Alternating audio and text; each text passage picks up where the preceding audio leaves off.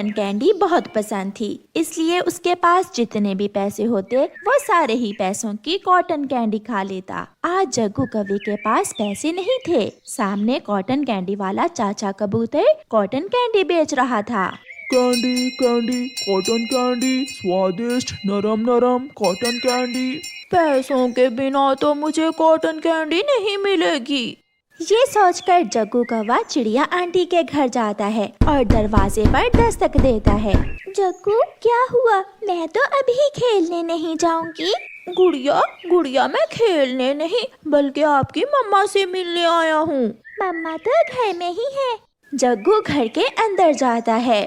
Aunty میرے پاس math کی بک نہیں ہے اور مما مجھے پیسے نہیں دے رہی، پلیز آنٹی مجھے میتھ کی بک لے دیں۔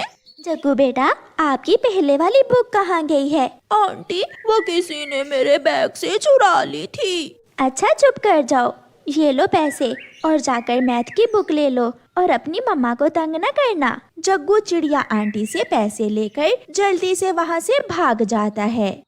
انکل چاچا جی رکے، یہ لے پیسے اور مجھے کاٹن کینڈی دے دیں۔ جگو کوا ان پیسوں سے کاٹن کینڈی لیتا ہے اور وہاں بیٹھ کر کھانے لگتا ہے۔ گزرتی ہوئی گڑیا جگو کو دیکھ کر وہاں آتی ہے۔ جگو، میتھ کی بک کے لیے تمہارے پاس پیسے نہیں تھے اور کاٹن کینڈی کھانے کے لیے ہے؟ گڑیا، یہ پیسے تو میں نے مما کے چرائے تھے۔ چوری کرنا بری بات ہوتی ہے، مما کہتی ہے جو چھوٹی عمر میں چوری کرتے ہیں وہ بڑے ہو کر بھی چور ہی بنتے ہیں۔ اچھا، میری مما نے تو مجھے یہ بات کبھی نہیں بتائی۔ جگو اور گڑیا ایسے باتیں کرتے ہیں۔ گوری کوی اپنے بیٹے جگو پر دھیان دینے کی بجائے سیر سپاٹے کرتی رہتی اور اس کا پتی کالو کوا اتنا آلسی تھا کہ سارا دن دانا کھا کر سویا رہتا۔ نہ جانے اس کا ایسا کون سا دھندا تھا جو رات کو ہی چلتا تھا۔ جیسے ہی رات ہوتی وہ اپنی لاٹھی اٹھا کر گھر سے نکل جاتا۔ پاپا کہاں پر جا رہے ہیں؟ ہاں جگو، میں کام پر جا رہا ہوں۔ پاپا بڑا ہو کر میں بھی رات کو ہی کام کیا کروں گا، دن میں بہت گرمی ہوتی ہے، رات کو کام کرنا بہت آسان ہے۔ گوری اور کالو ایک دوسرے کی طرف دیکھتے ہیں۔ جائیے آپ، سکھا دیں گے جگو تجھے بھی کام، ابھی تم کھاؤ پیو مزے کرو۔ کووں کے گھر کا ماحول ہی ایسا تھا، کوئی چوریاں کرتا، پتنی گوری لڑائیاں کرتی اور بیٹا جگو ابھی چھوٹا تھا اس لیے جھوٹ بول کر کمائی کرتا تھا۔ وہ سارے ہی کماتے تھے مگر حرام کی کمائی۔ کالو ایک پیڑ کے پیچھے چھپا ہوا بیٹھا تھا کہ طوطا وہاں سے گزرتا ہے۔ طوطا اپنی بہن کے گھر گیا ہوا تھا، اسے آج تھوڑی دیر ہو گئی تھی۔ کوا طوطے کو پیچھے سے جا کر روک لیتا ہے۔ کون ہو تم اور تم نے مجھے کیوں روک لیا ہے؟ نام بتاؤں؟ پاگل طوطے، کبھی کوئی چور بھی اپنا نام بتاتا ہے؟ کوے، میرے پاس کچھ نہیں ہے۔ لاؤ یہ بیگ مجھے دو، میں دیکھ لیتا ہوں۔ اس بیگ میں میری دوائی ہے۔ مگر کالو کوا طوطے سے وہ بیگ چھین لیتا ہے اور اس میں سے جو نکلتا ہے وہ نکال کر بیگ وہاں پھینک کر چلا جاتا ہے۔ میں لٹ گیا، کوئی میری مدد کرے۔ تھوڑی دور چڑیا کا گھر تھا، چڑیا طوطے کا شور سن کر وہاں آ جاتی ہے۔ طوطے بھیا کیا ہوا ہے؟ ایک کوا تھا، وہ مجھے لوٹ کر لے گیا، جو تھا میرے پاس سب لے گیا۔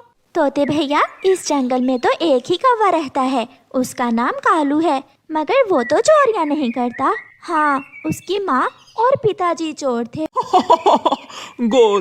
گوری لو یہ لڈو کھاؤ، طوطے کے بیگ سے نکلے تھے۔ آہستہ بولو کالو جی، جگو سویا ہوا ہے، جگو کی نیند خراب ہو جائے گی۔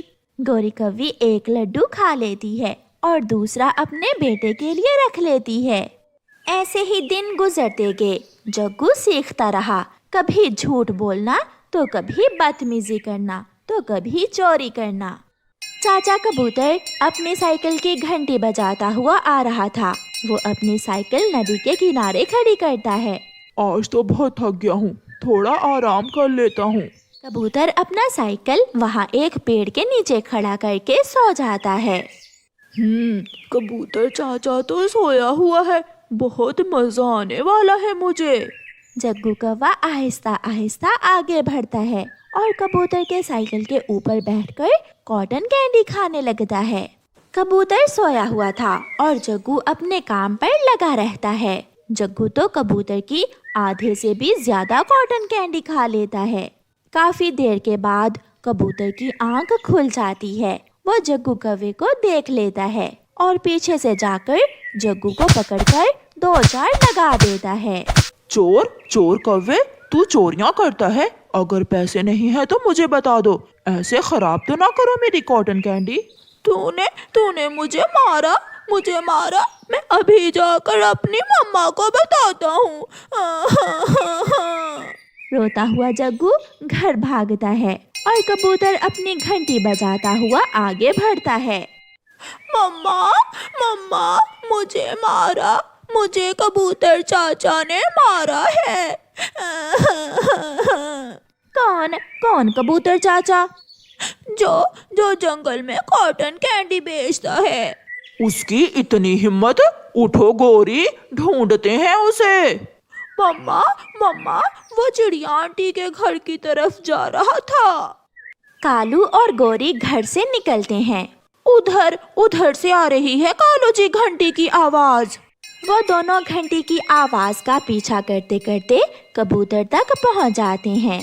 तेरी इतनी हिम्मत कि तू मेरे जग्गू को मारे? कौवे, वो चोरी कर रहा था।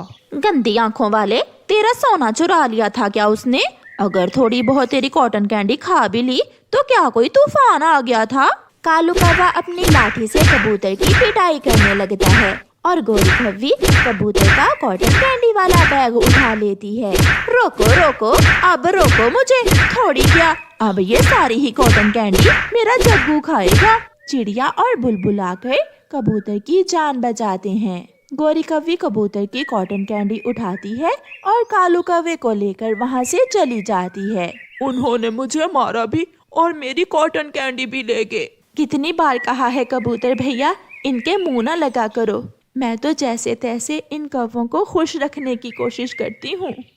लो जग्गू बेटा, उस कबूतर ने तुझे कॉटन कैंडी खाने से मना किया था ना, मैं पूरा बैग ही उठा लाई हूँ उसका। अब बेच ले जाकर ठेंगा। इतनी सारी कॉटन कैंडी? मम्मा, मैं तो कल्पना भी नहीं कर सकता था कि मुझे इतनी सारी कॉटन कैंडी मिलेगी।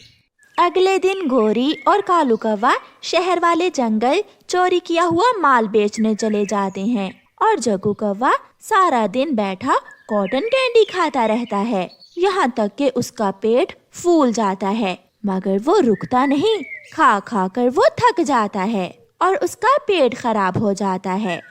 शाम को जब कौवा और कौवी आते हैं तो जग्गू रो रहा था।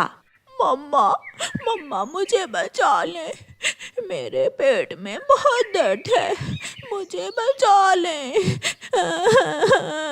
जग्गू बेटा, तुमने सारी ही कॉटन कैंडी खा ली? मगर जग्गू गिर जाता है, उसके शरीर से पानी खत्म हो जाता है और वो मर जाता है।